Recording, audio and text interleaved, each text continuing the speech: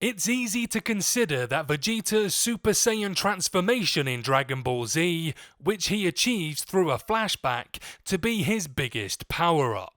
But there are techniques that the Saiyan Prince learned before even arriving at Namek that are more critical because of how they effectively demonstrate incredible growth for him as a character, and even serve as a major foreshadowing of later personal milestones he achieves much later in Dragon Ball Super.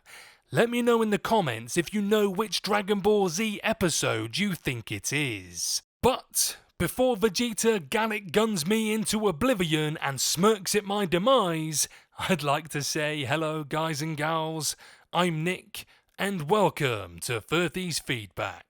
So, in Dragon Ball Z Chapter 63 by Akira Toriyama, Vegeta reveals to Doboria that he was able to master chi detection in masking because he had the clarity to realize that there were more important things than being concerned about brute strength as he once was in his younger days. This is why Vegeta reasons thugs like Frieza and Doboria haven't achieved such abilities and must rely on scouters since raw power is all they worry about. At the time, this comment had a certain magnitude because of Vegeta's reliance on brute force when he first faced Goku. He even utilized an attack that was capable of destroying the entire planet if Goku hadn't overpowered it.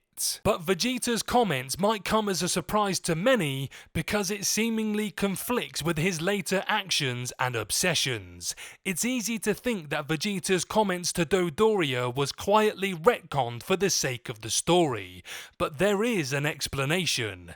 It actually works even when taking later arcs into account because of one variable that puts everything out of whack for him: Goku. When Goku first achieved Super Saiyan and defeated Frieza, Vegeta became obsessed with surpassing Goku. Around this time, Vegeta became picky about the techniques he learned. A famous example includes Goku's instant transmission, a move that Vegeta referred to as a cheap parlor trick. This perception would later evolve to him confessing that he wouldn't learn such techniques because they belong to Goku, which is also why Vegeta refused to master Goku's Ultra Instinct. It's therefore appropriate that Vegeta's own version of Ultra Instinct, called Ultra Ego, would also come to represent who he was as a fighter. He has full control over Ultra Ego's unbounded power and is granted more power the hotter his battle soul burns. All of this screams that Vegeta is still obsessed with brute strength, which Vegeta claimed he was over years earlier in Dragon Ball Z. But Vegeta would have likely the same outlook he articulated to Doboria if it weren't for Goku.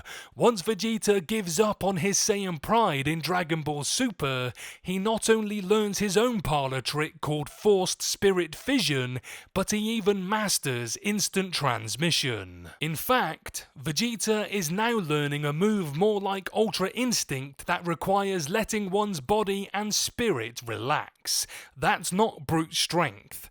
Vegeta had indeed given up on just relying on this in Dragon Ball Z and would have continued in this fashion for the rest of the series if Goku hadn't broken him by obtaining Super Saiyan first. Vegeta is just slowly starting to think like he used to, with a clearer mind that isn't obsessed with surpassing Goku.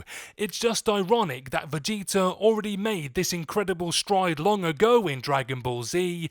It's just even more remarkable, however, that Vegeta has been able to claw his way back in the decades since Goku went Super Saiyan in Dragon Ball Z. What do you guys think? Is Vegeta still obsessed with brute force? Or is he now becoming more of his own person and trying to be the strongest fighter he can be regardless of Goku? Let me know below.